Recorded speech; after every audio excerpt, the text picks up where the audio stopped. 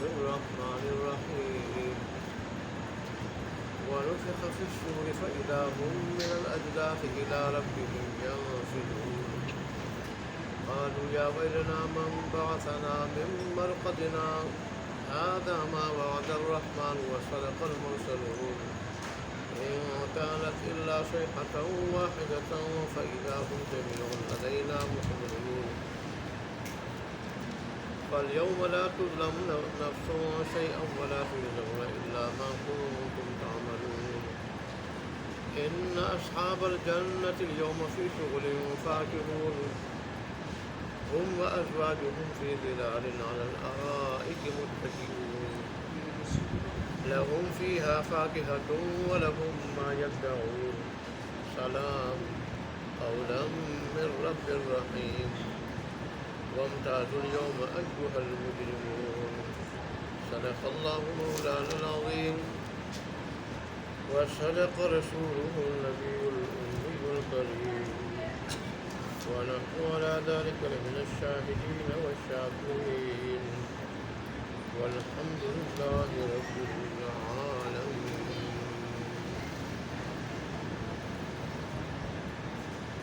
گزشتہ آیات میں اللہ تبارک و تعالیٰ نے اپنی کامل قدرت کی نشانیاں بتا کے یہ شکوہ کیا تھا کہ ان نشانیوں سے عبرت حاصل کرنی چاہیے تھی میرے بندوں کو کہ اللہ تبارک و تعالیٰ جیسی طاقت کسی اور کی نہیں، تو اللہ تبارک و تعالیٰ کا مقابل بھی کوئی نہیں۔ مقابل تب ہو جب طاقت دونوں کی برابر ہو۔ جو اللہ تبارک و تعالیٰ کی قدرت اور طاقت کے مقابلے میں کسی کی طاقت اور قدرت نہیں، تو اللہ تبارک و تعالیٰ کا کوئی مقابل اور شریک نہیں، اور یہی چیز اللہ تبارک و تعالیٰ کی وحدانیت کی دلیل ہے۔ اور ظاہر ہے جب اللہ کا کوئی شریک نہیں ہے خدائی میں، سارے نظام بنانے چلانے میں، تو پھر عبادت میں بھی اللہ کا کوئی شریک نہیں ہے۔ یہ ساری کی ساری دلیلیں تو اللہ نے اس لیے دیے ہیں کہ عبادت میں میرا کوئی شریک نہیں۔ عبادت میں کیوں شریک ہو؟ کہ اس سارے نظام کے بنانے چلانے میں میرا کوئی شریک نہیں۔ تو میرا کوئی شریک ہوتا ہے اس کے بنانے چلانے میں بھی ہو جاتا نا، اس کے بنانے میں میرا ساتھ دیتا، تعاون کرتا، چلانے میں میرا ساتھ دیتا، تعاون کرتا۔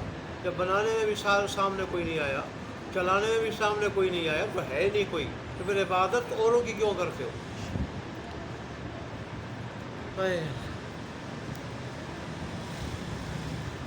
عبادت کی بھی بڑی قسمیں ہیں۔ عبادت کہا جاتا ہے حد درجہ تعظیم کو، حد درجہ تعظیم کو، اس نظریے کے ساتھ کہ جس کی تعظیم کی جاتی ہے وہ نفع نقصان کا مالک ہے، اور ما فوق الاسباب بھی نفع نقصان کا مالک ہے، اس نظریے کے ساتھ۔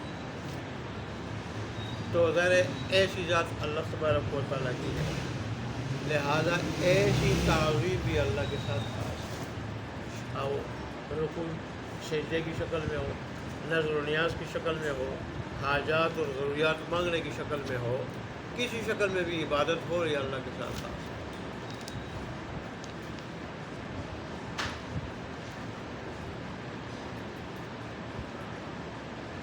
پھر اللہ تبارک نے فرمایا کہ جب کافروں سے کہا جاتا ہے، مشرکوں سے،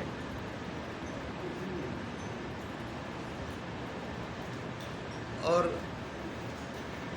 باغیوں سے کہ بھی آگے جو حالات آ رہے ہیں، آگے تمہارے آگے جو حالات آ رہے ہیں، موت، قبر، محشر، اور پھر قیامت کے فیصلے، پھر آخرت، ان حالات کے لیے تیاری کر لو، اور ایسے پیچھے جو اعمال چھوڑے ہو ان میں بھی غور فکر کرو، کیا چھوڑا ہے وہ۔ اگر کوئی دنیا سے گیا نہیں تو ابھی تک کیا چھوڑا ہے، ابھی تک سابقہ زندگی میں ابھی تک کیا چھوڑا ہے، یہ دیکھنا چاہیے۔ لیکن اس طرف بھی کوئی نہیں آتا، اچانک پھر اعلان ہو جاتا ہے اور دنیا سے رخصت ہو جاتا ہے، اور ایک مرتبہ جب موت کے فرشتے نظر آ جاتے ہیں اس وقت پھر توبہ کا دروازہ بند ہو جاتا ہے۔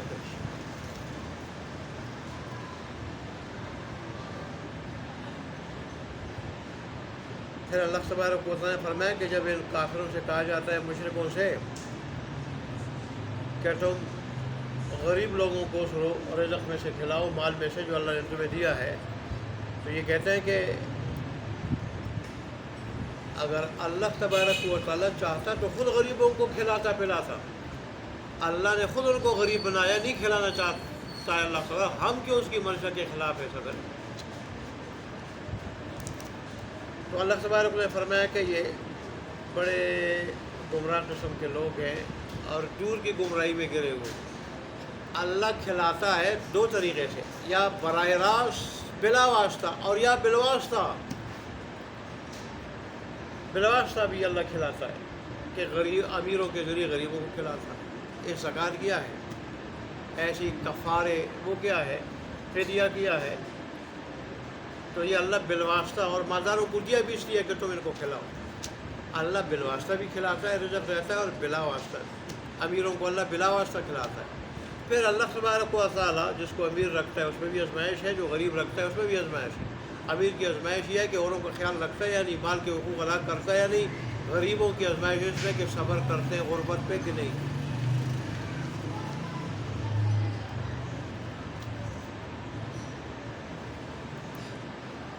پھر قیامت کے بارے میں کہتے ہیں کہ یہ قیامت اگر ہے تو کب آئے گی؟ یہ اللہ نے فرمایا تھا کہ وہ ایک ہی چیخ کا نام ہے، وہ چیخ جب یہ سنیں گے تو سنتے ہی ان کو پکڑ لے گی، اور اس وقت یہ آپس میں جھگڑ رہے ہوں گے، یہاں تک کہ کوئی وصیت کرنے کی طاقت نہیں رکھ سکے گا۔ ایسی اچانک آئے گی قیامت، جو جہاں ہوگا وہی مر جائے گا، اپنے گھر والوں کی طرف بھی لوٹ کوئی نہیں سکے گا۔ آج ہی پوچھتے گزشتہ آیات میں تو اللہ تبارک و تعالیٰ نے اپنے ہی وحدانیت کے دلائل میں غور فکر نہ کرنے والوں کا شکوہ خلاصہ بیان کر رہا ہوں، یہ بیان کیا، اور منکرین قیامت کی تردید اللہ تبارک و تعالیٰ نے فرمائی تھی۔ تو آج کی آیات میں اللہ تبارک و تعالیٰ نے قیامت کا منظر، قیامت کے بعد لوگوں کا اٹھ جانا، رب کی طرف جانا، اس کا اللہ نے نقشہ پیش کیا کہ جب سور میں پھونکا جائے، اور اس سے مراد دوسری مرتبہ سور ہے۔ یہ سینگ کی طرح ایک بگل ہے، ایک طرف کھلی ہے اور دوسری طرف تنگ ہے، تنگ طرف فرشتے کے منہ میں، اور اللہ کے حکم کے انتظار میں سر جھکائے کھڑا ہے کہ کب ہوگا، اللہ کا حکم ہوگا اور میں پھونکوں گا۔ جو کھلی سائیڈ ہے وہ اتنی کھلی ہے کہ اس میں سارے آسمان زمینیں ساری آ سکتی ہیں۔ تو اس انتظار میں اللہ کا حکم ہو میں اللہ کا جب حکم ہوگا پہلی مرتبہ سور پھونکا جائے گا تو کائنات درہم برہم ہو جائے گی، اور بالکل یہ سارا ایک میدان بن جائے گا، اوپر نیچے کوئی جگہ نہیں ہوگی، کوئی ٹیلا شیلا، اوپر نیچے، بالکل اوپر زمین میں اوپر نیچ کوئی نہیں ہوگی، زمین بالکل ہموار ہو جائے گی، یہ پہاڑ بھی اڑ جائیں گے، آسمان بھی گر جائیں گے، ستارے بھی، اور پوری زمین کو ایک کر دیا جائے گا۔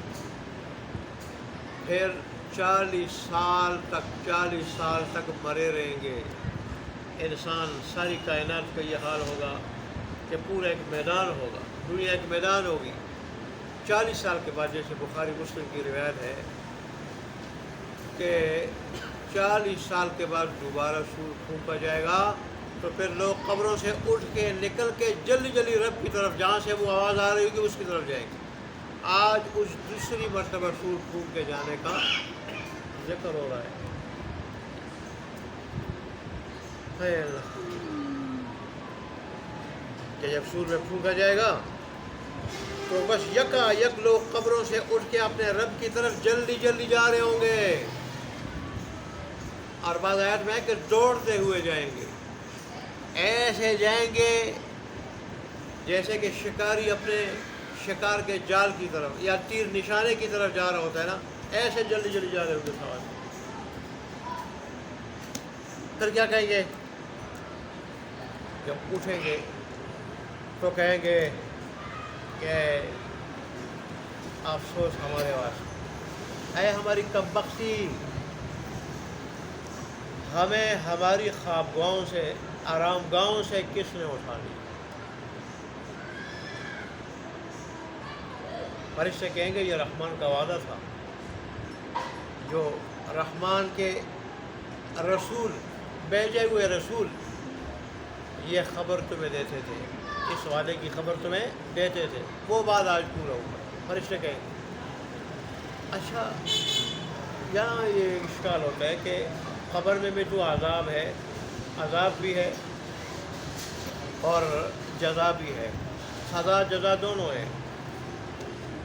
صحیح حدیث سے وہ ثابت ہے کہ جہنم کی طرف بھی کھڑکی کھل جاتی ہے جہنمی کے لیے، وہاں سے وہ تکلیف محسوس کرتا ہے.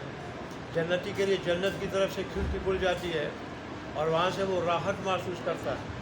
اور پھر جنتی کو بتایا جاتا ہے کہ دو کھڑکیاں کھولی جاتی ہیں، جنت سے بھی جہنم سے بھی، کہ اگر تو جنتی نہ ہوتا اور جنت والے اعمال نہ ہوتے تو تیرا ٹھکانہ وہ ہوتا.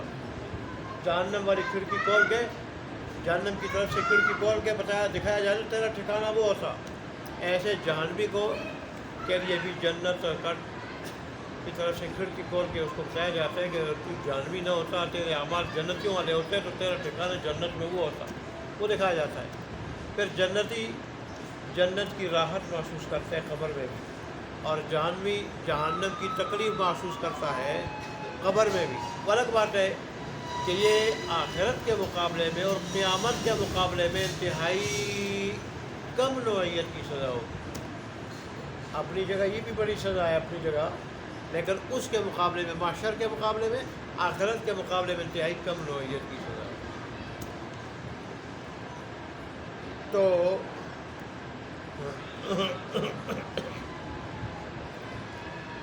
ایک تو اشکال کا جواب یہ ہے کہ جب وہاں، اچھا اشکال یہ ہے کہ جب وہاں سزا اور جزا ہے، سزا اور جزا ہے، دونوں چیزیں ہیں، تو پھر یہ قبروں سے اٹھنے والے لوگ کیسے کہیں گے کہ بھئی ہمیں ہماری خوابگاہوں سے، آرام گاہوں سے کس نے اٹھایا؟ وہ کیسے کہیں گے؟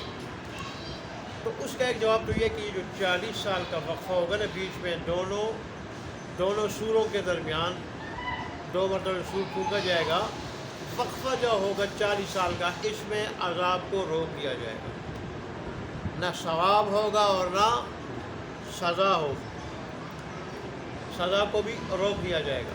تو جب سزا ان سے روک دی جائے گی اور پھر وہ جب قیامت کے دن کی ہولناکی اور سختی دیکھیں گے، وہ تو پھر کہیں گے ہمیں ہماری آرام گاہوں سے اور خوابگاہوں سے کس نے اٹھا دیا.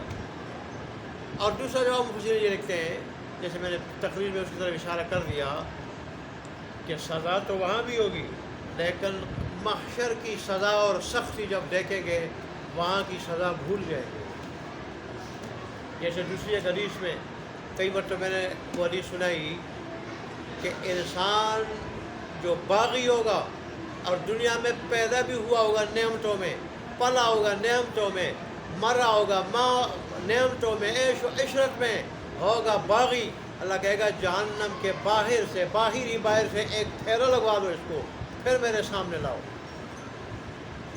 پھیرا لگوانے سے پہلے جب اس سے پوچھا جائے گا کہ بھئی دیکھو بتاؤ دنیا کی زندگی کیسے گزری، وہ کہے گا اللہ بڑے مزوں میں، پیدا ہوا مزوں میں، پلا مزوں میں، مرا مزوں میں نے مصیبت نامی کوئی چیز دیکھی نہیں، مصیبت نامی کوئی چیز میں نے دیکھی نہیں. لیکن جب اس کو پھیرا لگوایا جائے گا اس کے بعد اللہ پوچھے گا اب بتا دنیاوی زندگی کیسے گزری ہے، وہ کہے گا اللہ پیدا ہوا مصیبتوں میں، پلا مصیبتوں میں، مرا مصیبتوں میں نے نعمت اور راحت نامی کوئی چیز دیکھی نہیں. جو جہنم ایک مرتبہ باہر سے پھیرا لگوانے سے کسی کو ساری نعمتیں دنیا کی وہ خوشیاں بھول سکتا ہے، جو اندر ہوگا اس کا کیا حال ہوگا. ایسے ہی قیامت کا دن بھی بڑا سخت ہوگا. یہ صورت ہے کہ آج ڈوک کھپا میں کہ حقیقت میں یہ جو ہماری پنڈی ہے یہ پنجاب نہیں ہے، یہ پٹوار کا علاقہ ہے، اور یہاں گرمی میں کتنی گرمی ہوتی ہے، اور یہاں سے کروڑ میل دور، تقریباً 30 کروڑ اور 12 یا 15 لاکھ یا 11 لاکھ میل دور ہے یہ سورج. 30 کروڑ اور 15 لاکھ کم و بیش میل دور ہے سورج. اور یہ پنجاب کا علاقہ بھی نہیں. ادھر ہمیں گرمی جون جولائی کے مہینے میں کتنی ستاتی ہے. پھر پنجاب کے علاقے میں جائیں، پھر عرب ممالک جو پنجاب سے بھی وہاں، اصل پنجاب سے بھی وہاں 5 گنا زیادہ گرمی ہے. 5000 بھی مکہ کی گرمی. تو یہاں سورج اتنا اونچا ہے، اور قیامت کے دن صرف 2 میل کے فاصلے پہ ہوگا. 2 میل. 30 کروڑ 11 لاکھ یا 15 لاکھ، یہ لاکھوں کی تعداد ابھی میرے ذہن میں صحیح متعین نہیں ہے. تو 30 کروڑ تو متعین ہے. 30 کروڑ 15 لاکھ ہے یا 11 لاکھ ہے. اتنا میل دور ہو سورج، اور ہمیں یہاں جو ہے وہ کتنا جو ہے وہ کیا تپا دیتا ہے، جہاں صرف 2 میل کے فاصلے پہ. وہاں پھر کیا ہوگا؟ یہی وجہ ہے لوگ اپنے اعمال کے مطابق، کوئی ٹخنوں تک، کوئی ٹانگوں تک، کوئی کمر تک، کوئی منہ تک پسینے میں ہوگا. بڑے سے بڑا باغی اور کافر فرعون جیسا آدمی بھی کہے گا کہ جہنم میں جائیں، لیکن اس گرمی سے، اس تپش سے ہماری جان ٹوٹ جائے. انسان تو کمزور ہے، یہی انسان ہے، کوئی اور تو نہیں ہے، یہی انسان ہے. یہاں کی یہ گرمی اور سختی نہیں برداشت کر سکتا، وہاں کی کیا کرے گا؟ تو کافر بھی کہیں گے ہم جہنم میں جائیں، اس گرمی سے جان ٹوٹ جائے. انبیاء کے پاس جائیں گے، سفارش کرو، اللہ کے سامنے حساب کتاب شروع ہو جائے. سارے انبیاء کہیں گے نہیں، ہم اس کے حال نہیں. آخر میں رسول اللہ صلی اللہ علیہ وسلم وہ شفاعت کبریٰ کریں گے کہ اللہ، جس کو مقام محمود بھی کہا جاتا ہے، کہ اللہ حساب کتاب شروع ہو جائے. مخلوق کو بڑی جو ہے تکلیف ہے. تو غیر ایسے دن کی گرمی جب دیکھیں گے، وہ تو پھر کہیں گے قبر کی سختی بھول جائیں گے. پھر وہ قبر ان کو ایسے قبر ایسی لگے گی، قبریں جیسے آرام گاہیں خواب گاہیں تھی. تو پھر کہیں گے ہمیں آرام گاہوں سے، خواب گاہوں سے کس سے ہوتا ہے. اور اللہ کہہ رہے ہیں وَلَعَذَابُ الْآخِرَةِ أَكْبَرُ، آخرت کا عذاب سب سے بڑا ہے.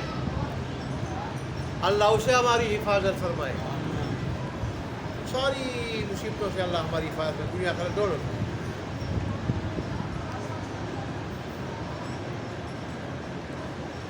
اس لیے وہ پھر کہیں گے کہ ہمیں ہماری خوابگاہوں سے کس نے اٹھایا. اور اس سے کہیں گے دیکھو یہ اللہ کا وعدہ تھا رحمان کا، اور ان کے انبیاء نے ان کی سچی خبر دی تھی، لیکن تم ماننے والے نہیں تھے. اللہ فرماتے ہیں کہ ان کانت الا صیحۃ واحدۃ، ایک بھی چیز ہوگی، ایک بھی چیز کہ اچانک سارے کے سارے ہمارے پاس حاضر ہوگی.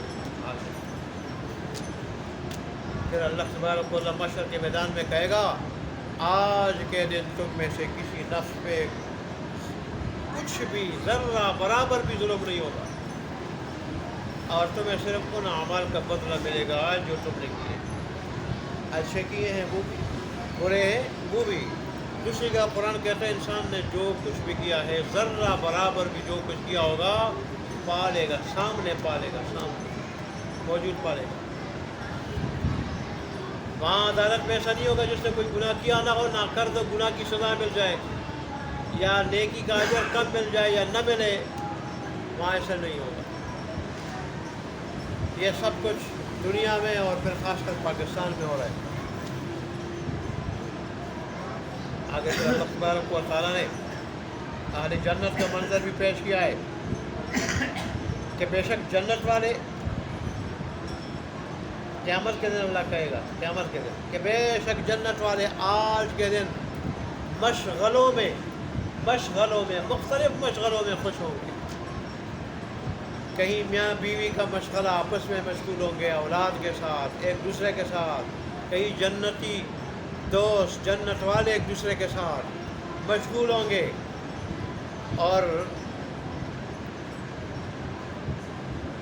وہاں جنتی بھی، میاں بیوی بھی مختلف عجیب و غریب قسم کے صوفہ سیٹوں پہ تختوں پہ، پلنگوں پہ، جنت کے سایوں میں بیٹھ کے گپے لگا رہے ہوں گے، گپے لگا رہے ہوں گے، ٹیک لگا کے، تکیا لگا کے گپے لگا رہے ہوں گے، اور وہاں ان کے واسطے ہر قسم کا پھل ہوگا، پھل ہوگا۔ فاقیہ کے لفظ میں پھل بھی ہے، اور یہ جو خوش میوہ آدمی لذت کے لیے کھاتا ہے یہ بھی اس میں داخل ہے۔ اور صرف یہ نہیں کہ پھل ہوگا، جو بھی انسان کے من میں آئے گا، من میں، دل میں آئے گا اور مانگے گا، طلب کرے گا، اس کو ملے گا۔ لیکن وہاں انسان کے دل کے اندر پاکیزہ چیزوں کی طلب ہوگی، پاکیزہ چیزوں، ردی چیزوں کی طلب نہیں ہوگی، خسیس چیزوں کی طلب نہیں ہوگی، پاکیزہ عمدہ چیزوں کی طلب ہوگی۔ اور پھر سب سے بڑا اعزاز یہ ہوگا کہ رب کی طرف سے ان کو سلام ہوگا، رب کی طرف سے، رب العالمین جس کو سلام کرے۔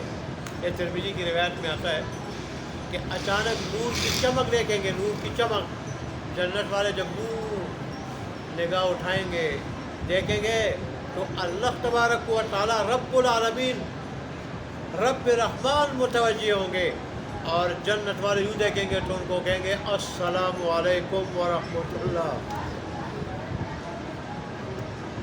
تمہیں میری طرف سے سلامتی ہے، ایسے گھر میں آ چکے ہو سلامتی کے گھر میں، تم ہمیشہ جو ہے وہ کیا ہو، سلامتی میں رہو۔ جن بندوں کو رحمان سلام کرے ان کی کیا شان ہو، اللہ ہمیں ان میں بنا دے، اللہ ہمیں ان میں۔ جنت والے دوسری جگہ قرآن میں آتا ہے کہ آپس میں جب ملیں گے تو ان کی دعا جو ہے وَتَحِيَّتُهُمْ فِيهَا سلام، ان کی دعا آپس میں سلام ہوگا، سلام، السلام علیکم ورحمۃ اللہ کہیں گے۔ فرشتے جب انہیں دیکھیں گے، فرشتے ملیں گے تو وہ بھی ان کو کیا کریں گے، سلام ہی کریں گے۔ اور ادھر پھر اللہ کہے گا کہ مجرمو، باغیو، آج میرے مخلص کامل الایمان بندو، نیک بندوں سے الگ ہو جاؤ۔ دنیا میں تم ملے جلے رہتے تھے، ملے جلے ان پاکیزہ ہستیوں کے ساتھ، تم ناپاک بھی ملے جلے رہتے تھے، اب معاشر میں بھی تم ملے جلے اکٹھے ہوئے ہو، لیکن آج میں کہہ رہا ہوں کہ میرے پاک بندے ایک طرف ہو جائے اور تم ناپاک دوسری طرف ہو جائے۔ تمہارا ٹھکانہ بھی اور ہے، تمہارا راستہ بھی اور ہے، میرے محبوبوں کا ٹھکانہ بھی اور ہے، ان کا راستہ بھی اور ہے، لہٰذا لے لو۔ اللہ ہمیں ان میں بنا دے کہ جو جنت کی طرف جائیں، جنت کی نعمتوں کی طرف جائیں، اور رحمان کے دیدار کی طرف، زیارت کی طرف جائیں، اور جہاں رحمان کا اعلان ہو کہ میں آج ایسا راضی ہوا کہ آئندہ کبھی تم سے ناراض نہیں ہوں گا، اور رحمان سلام کرے، اللہ ہمیں وہاں بھیجے۔ ترجمہ دیکھ لیں، والوں سے خفیف، اور پھونکا جائے گا سور میں، یہ دوسرے سور کا ذکر ہے، فَإِذَا هُمْ مِنَ الْأَجْدَاثِ، بس اچانک وہ قبروں سے اِلَىٰ رَبِّهِمْ، اپنے رب کی طرف، يَنْسِلُونَ، جلدی جلدی جا رہے ہوں گے، جلدی جلدی جائیں گے، قالو، کہیں گے وہ، یا ویلنا، اے افسوس ہمارے پاس، اے ہماری کمبختی، من بعثنا، کس نے اٹھایا ہمیں، من مرقدنا، ہماری خوابگاہوں سے، آرامگاہوں سے، ھذا ما وعد الرحمن، یہ وہ ہے جس کا وعدہ کیا ہے رحمان نے،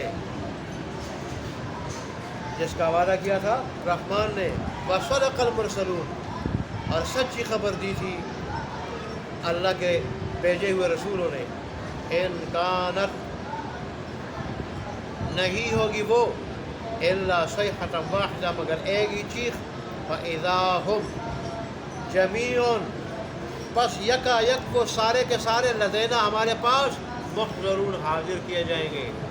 فالیوم، پس آج کے دن، لا تظلم نفس شیئا، نہیں ظلم کیا جائے گا کسی نفس پہ کچھ بھی، ولا تجزون، اور نہیں تمہیں بدلہ ملے گا، الا ما کنتم تعملون، مگر وہی جو تم عمل کرتے تھے ان اصحاب الجنت اليوم، بے شک جنت والے آج کے دن، فی شغل، مشغلوں میں، فاکہون، خوش ہیں، ہم و ازواجہم، وہ اور ان کی بیویاں، فی ظلال، سایوں میں، علی الارائک، بسہریوں پہ، تختوں پہ، صوفوں پہ، پلنگوں پہ، متکئون، ٹیک لگائے ہوئے ہوں گے، لہم فیہا فاکہہ، ان کے واسطے اس جنت میں پھل ہوگا، وَلَهُم مَا يَدَّعُونَ، اور ان کے واسطے ہر وہ چیز ہوگی جو وہ طلب کریں گے، سلام، اور سلام ہوگا، کہاں سے ہوگا؟ قولا من رب الرحیم، یہ رب رحیم کی طرف سے، رب رحیم کی طرف سے کہا جائے گا، وَامْتَازُوا الْيَوْمَ، الگ ہو جاؤ آج کے دن، ایھا المجرمون، اے مجرمون۔ اللہ ہمیں بھی ان لوگوں میں بنا دے جن کو رحمان سلام کرے گا، مجرمین سے اللہ ہماری حفاظت فرمائے۔